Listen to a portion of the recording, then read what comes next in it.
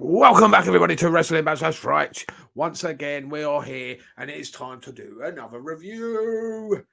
WWE Smackdown, 25th of February 2022, ladies and gentlemen. That is right. Let's get going, shall we? The show started off as flat as a pancake. Just nothing to it. Michael Cole standing in the ring with Ronda Rousey. Awful interview. He had to talk her through carry her through the whole thing, and it was flat. It was boring. It was just did nothing. And you knew as soon as the interview started, we're just waiting. It was a matter of time. It wasn't if, it was just when Charlotte Flair was going to come out to the ring and absolutely just botch it even more.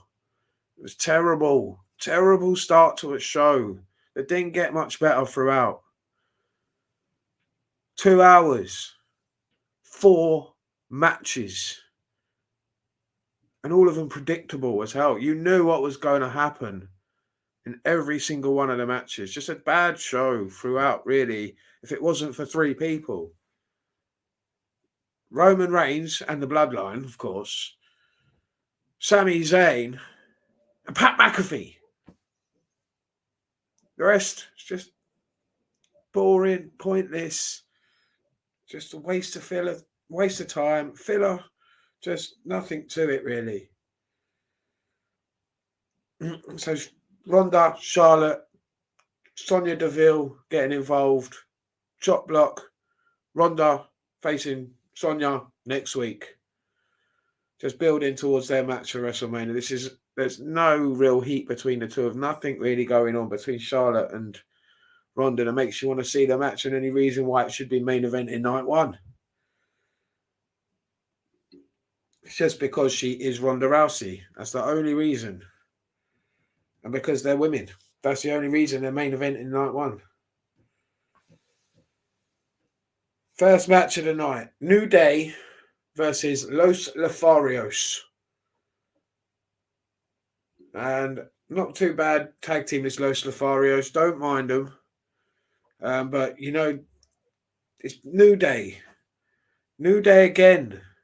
Just winning against squashing these guys. They're not giving them a chance. How long have we had to suffer through the New Day? They've gone from New Day sucks to New Day rocks to New Day sucks again. They're boring, out-of-date, old news, and I'm just tired of seeing them.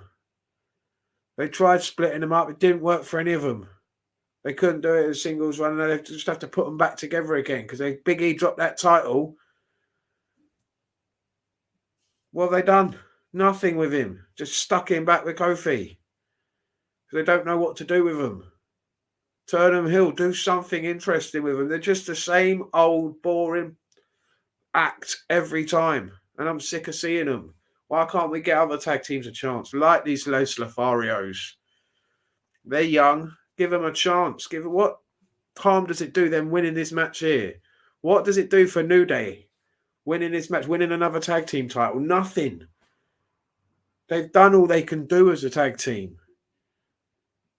The idea of a tag team and a group and a faction at some point is to split them up. And we've just been suffering through this New Day thing for far too long now. It's time to do something creative with them, split them up and see what they can do on their own again. Because together, they're just bland and boring. I've seen it enough. And if they can't hang on their own, maybe it's time for them 3 to be cut. Sorry.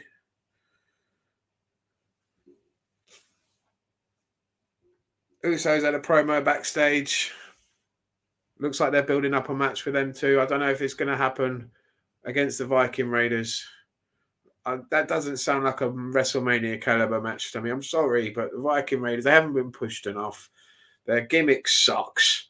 They're a good team, and you'd have a good match at WrestleMania, no doubt. But yeah, they just aren't in the position really for it for anyone really to care about them. I think they're going to win the titles. I'd rather see a tag team unification match, to be honest with you, because the tag team division on Raw and the tag team division on SmackDown are weak. Just weak. Nothing to them. So why don't we just combine, like you're going to do with these world titles? Obviously, you're combining them. Why not do it with the tag team titles as well and actually have a decent division? I wouldn't mind seeing whoever the tag team champions are. I think it's Chad Gable and what's his face, but they're doing a triple threat match. So I don't know how it's going to happen. Maybe RK Bro will win that. And then against the Usos at WrestleMania. That sounds all right to me. I wouldn't mind seeing that match. Unification tag team title match. Even maybe put the tag team titles up on a ladder or something, at the top of a ladder. I don't know. Do something different. Because their tag team division is weak, just like their women's division, just like most of their divisions are weak. They need to cut the shit again, in my opinion, and just end this brand split and make their divisions a little bit stronger throughout. Next match, debut match for Xia Li against Natalya. You got to feel sorry for Natalya. Been there quite a while. And she just gets these shit little gimmicks like, what is it? Guinness record world holder, whatever she is now, or the boat she was before. Just awful, awful, awful. She's good in the ring and she just has to like carry these new girls through matches just to see if they can hang. And half of them can't. Half of them are absolutely terrible. Xia Li actually, though, was quite good. Did enjoy this. Was actually one of the better matches on the show. But still predictable. You knew this girl ain't going to lose this match, Xia Li. Natalya's putting her over, flat on her back again. And yeah, Xia Li wins. Nothing to the match, really. Just another predictable match. Good part of the show was Sami Zayn coming out with the Intercontinental title and his celebration. Interrupted by Jackass star Johnny Knoxville. And it's obvious where they're going with this. If I'm not mistaken, we're getting Johnny Knoxville versus Sami Zayn at WrestleMania for the Intercontinental title. While wrestling purists won't be happy with it, while I'm not too fond of seeing it, it'll draw eyes maybe. Johnny Knoxville and Jackass, I'm sure they've got some sort of following outside of wrestling. I'm sure a couple of people might tune in to see it. I don't know. But I'm guessing the WWE think it will draw some sort of crowd. So that's probably why they're going to do it. Sami Zayn hits a haluva kick on Johnny Knoxville a couple of times for interrupting his celebration. And then he's backstage with Adam Pearce, angry that Johnny Knoxville interrupts. In comes Ricochet and for no reason gets a title shot next week. Can I have a title shot, please? Of course you can. That's all you've got to do in the WWF. To get a title shot, you just got to walk in on the champion and say, I want a title shot. And he gets one.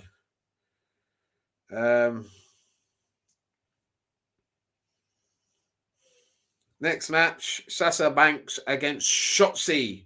She's lost her surname. I don't know why she's dropped it. Maybe down the toilet, maybe out back somewhere. But yeah, it's just Shotzi now.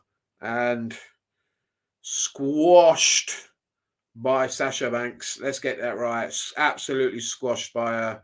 And for some reason, Naomi's at ringside. They don't make any reason why she's there. She comes out to the best part of this is her and Pat McAfee dancing to Naomi's music. That was the most entertaining part of this whole segment. And then for no reason, Naomi gets in the ring. There's no story behind it whatsoever. She just announces out of nowhere that her and Sasha are a tag team, are going to be the tag team champions. Haven't wrestled a match as a tag team together. Haven't done anything, but I bet my life on it that they'll be at WrestleMania wrestling for the tag team titles. I don't even know who the women's tag team titles are. They mean nothing. Just like the men's tag team titles. Just pointless. At least there's only one women's tag team titles rather than two. Could you imagine the mess if they did that? At least they've got that right. They just haven't got any women's tag teams. They just randomly put two girls together like they have here and try and make it work. I mean, Sasha Banks looked really good in the match. I will say that. And yeah, I'm glad she's back. She's very talented. Naomi's okay. I suppose they'd be better champions than whoever they have got the title. I think it's Carmella and Selena Vega, if I'm not mistaken. If I'm wrong, someone let me know. So I'm guessing that's going to be the tag team match for WrestleMania for the women's title, tag team titles. Whoopee! So we got Mad Crap and Slappy Corbin backstage promo talking about Drew McIntyre, tired ass gimmick McIntyre, just dressed up another Scotsman, basic, boring, just tired of seeing it basically. McIntyre. Mad Crap, Slappy Corbin in the ring, supposedly going to get Slappy versus Drew. Supposedly somehow Slappy's undefeated. But got himself out of the match. Mad Crap's put in rematch from Saudi Arabia because we all loved the one before that. But this one, not no DQ. It's just a basic match. So they're doing it backwards now.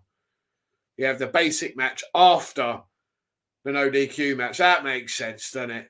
Rematch, just even boring than the one before. And you know who's winning. No screwy finish, nothing. Just Drew going over clean. 1, 2, 3. Mad Crap jobs out again. And it's obvious where they're going with this. We're getting Slappy versus McIntyre at WrestleMania. We had a Robo Ronda promo backstage because the one at the beginning was so thrilling that we needed a second one for the night. Oh, just absolutely brilliant. And then segment that saved the show. I'm not a big fan of these contract signings because you know what's going to happen to them. But the Bloodline, your Tribal Chief, head of the table, the Universal Champion, the Needle Mover, acknowledge him because he was on form tonight out there with his people that he owns. He owns the universe, and get used to it, people. Just acknowledge him. With the best tag team champions in the world at the moment, the Usos. And Paul Heyman, who's on fire. Just fantastic tonight. Absolutely brilliant on the mic. We've got a contract signing for title versus title at WrestleMania. And then we were just waiting for Cowboy Brock to come out to the ring.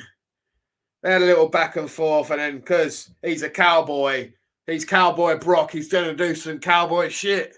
And that's exactly what he did. Dashed the table. Security guards coming at him. Beats the hell out of all of them. Roman gets away. Cowboy Brock stands tall at the end of the show.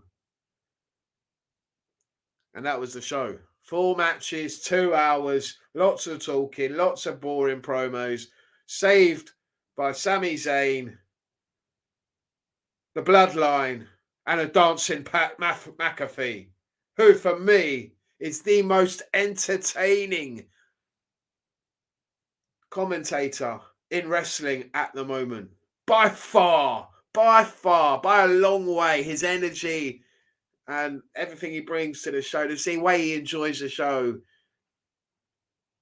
is real. You can't fake that. The things he does. He's really good, and I enjoy him. And he makes Smackdown a little bit more enjoyable to watch.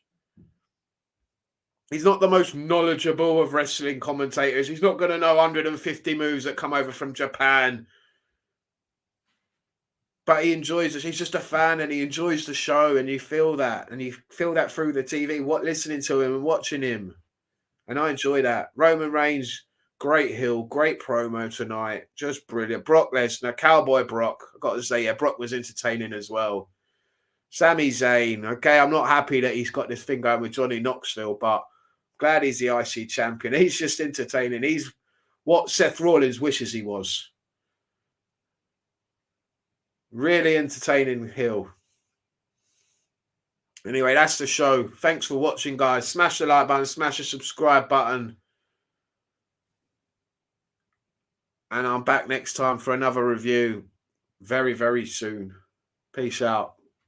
Stay safe, everybody. See you next time.